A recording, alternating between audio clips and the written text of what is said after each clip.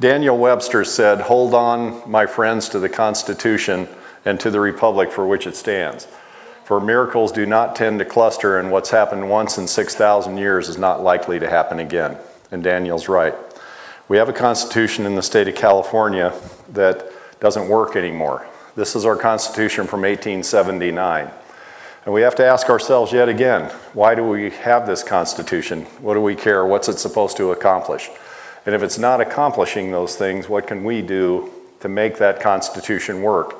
And we think obviously it's to separate, but I've got a couple of interesting statistics here I want to read to you, and I'd like to ask you to really think about these things and to make up your minds that you're going to do something about these things with real action. I mean, it's one thing to go to a meeting and everybody claps and everybody goes and they have a hamburger and they say, "Boy, that was great," and they go home and you kind of forget it. The daily life sort of leads you to that. We can't do that anymore. I'd like to ask two things. First of all, will anybody 30 and under stand up?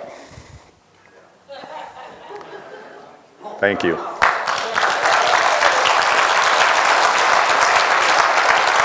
Okay, I didn't mean to embarrass you, so you can sit down now.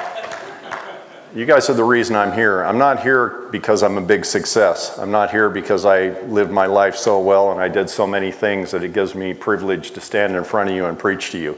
I'm here because I'm an absolute total failure. That's why I'm here today. And I failed in one very important thing. And this is something that we are in danger of all failing at. And this is the very reason I'm here. I'm here because I had one job that was given to me by the Constitution of the United States and the Declaration of Independence. That's the one job that was entrusted to me, and that was to secure liberty for my posterity. And I failed at that. I am not handing you young people a country that my father and my grandfather and my great-grandfather handed me. I'm handing you a country that I don't even recognize. It's a socialist country, and this is a socialist state. And it's a failed state. On top of being socialist, it's a failed state. We're $2 trillion in debt, depending upon who you listen to. We live in a state led by a liar, filled with state agencies led by liars, executing the lie in order to oppress you and take your property and to take your rights away from you. And these rights are very important. And this is some of the reason why not only myself, but a lot of people just like me are failures. In 1997, the Constitutional Center did a survey, and they asked people some questions. 84% of the people who answered this survey said that for government to work, people must be involved every day in government. 75% said that the Constitution mattered in their daily life. It made a difference to them in their daily life. Now, in this same survey, 41% of the people were not aware that there were 3 branches of government. You can laugh, but it's true. And 62% of the people in this same survey could not name the 3 branches of government. 33% couldn't name any of them.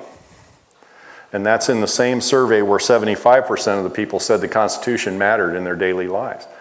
And it's a failing on our part because we're not teaching young people what's in the Constitution. We're not teaching them how important those things are.